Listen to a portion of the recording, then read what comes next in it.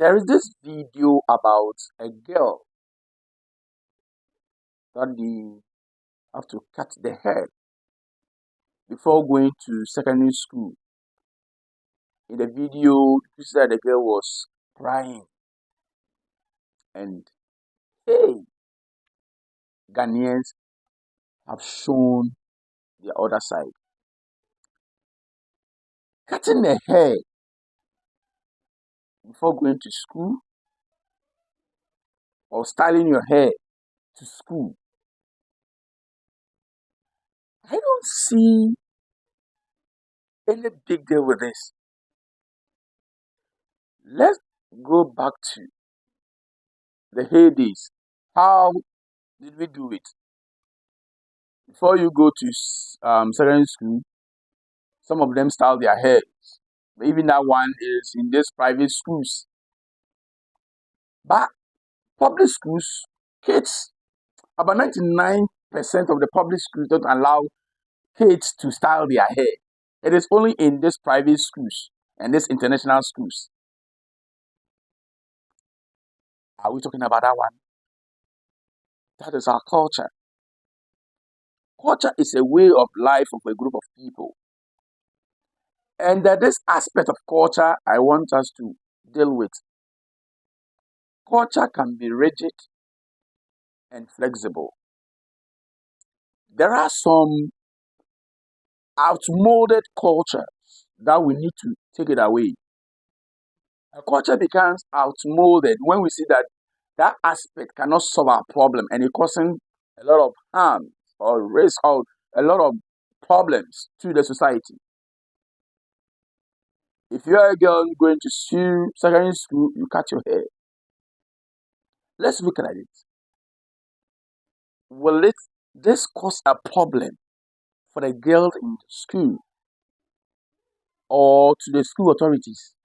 What are some of the risks or the problem this girl's hair will cause in the school? We need to look at that one. Will it cause any problem? If it may not cause any problem, fine. Then the girl should take it to school. Will the girl get people to style the hair for her? Will she have time for the hair? These are some of the questions that we need to ask. Now let's come back to this. What are the negative effects? Can this hair impose any dangers to the school authority or to the school? We need to look at that one.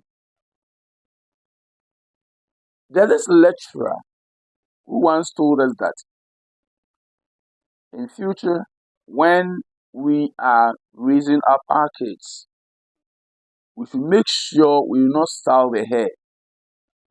When they grow up, then they will do this or do it for themselves or something of that sort. And then one asks, "Oh, why?" He said, "Look, styling your hair or your child's hair at a tender age sometimes it's dangerous." I said, "Why?" He said, these girls sometimes they need to take their hair to the hairdresser salon and then they put after washing they put their hair in something that we call what dryer, and it is not good for kids. So okay.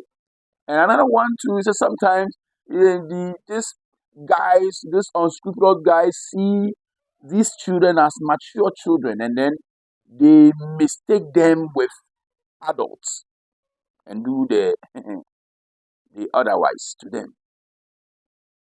So is this girl going to look so mature? Then that one is neither here nor there, because even I've been telling my kids, if you are beautiful, you are beautiful. Whether you cut your hair, whatever. And let's look at something.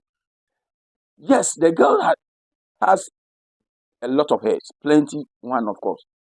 But when the hair was cut, you see how beautiful she was looking. She was looking beautiful. So if you tell me that this girl, the hair will attract the male teachers, It's neither here nor there. Even when she cut it, she was looking more beautiful. So it's about time we look at it. We need not to just say things anyhow. We need to look at it. We need to how do you call it? Take it to maybe the authorities. Authorities go back to the authority, talking about Ministry of Education and then Ghana Education Service. They should look at it. In fact, we are in the 21st century. We cannot still be using rules and laws that are outmoded or archaic. We can amend certain laws. We can amend certain laws and then make it more modernized. We need not to bring any archaic or we need not to follow any archaic rules. But let me tell you something. Virtues and values doesn't change. Virtues and values that doesn't change. Sometimes maybe folklores and other stuff like that that may be outmoded or something of that sort. So we need to look at it very well. We need to sit down. There should be a what do you call it? Parliament backing this. We should. There are certain things that we need to. And I, being a teacher, sometimes I go down to the level of the kids because I cannot say that I was um asked to do this when I was young. So therefore the same thing I have to ask my kids to do in this 21st century. I was taught um how to learn maths through the harsh way, mental. So should we ask ourselves, do we still need mental today? We cannot just stop it, but we need to sit down and look at certain things before. You know, the flexible part of culture need to look at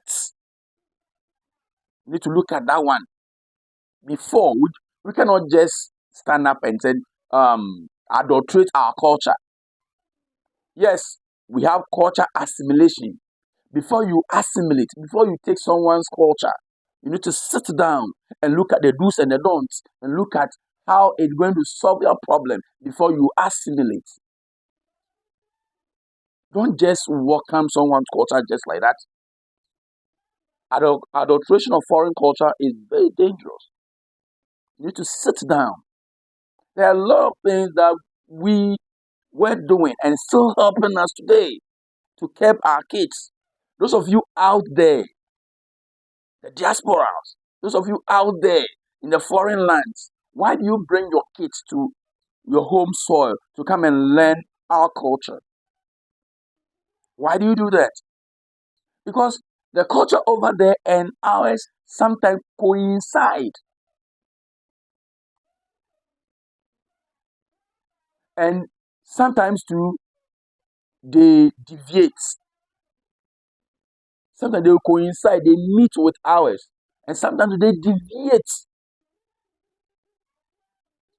So you see, before you take someone's culture, you need to look at a lot of things. So this hairstyle, Ghana Education Service, Ministry of Education, we need to sit down. Parliament, you need to sit down and bring out rules pertaining hair.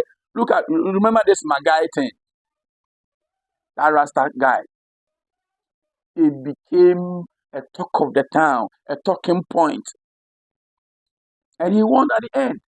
Because now people are of the view that it is not the hair that is going to be an impediment or an obstacle for the person to what learn. And authorities are also saying that the hair will not allow the kids to learn because sometimes they become more careful about their heads. We need to sit down and jaw and solicit informations and other things from the kids, children. Democracy. Democracy. We are not supporting things that will undermine our culture. It's about time we delve into, we look into our culture very well. So this girl's issue, I entreat Minister of Education, Ghana Education Service, Parliament to look at this issue. But sometimes we have bylaws. Before that, we have bylaws. Before they bring the Ghana Education Service and Ministry of Education, and then Parliament comes to them, we have bylaws. That is what they say their student must do. When they are recruiting military men, and then let me say the security agents, police, prisons, fire service, and so on and so forth. They have their laws. I've never seen a policeman who is a Rasta.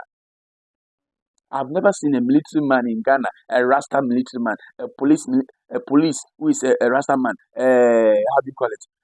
Prisons or whatever. Maybe it is in their bylaws that if they have their criteria that they look at. This is Yasantua girls. They said before every child comes, you need to trim your hair. Yes, we were having we have also my the school I teach. We having a half caste.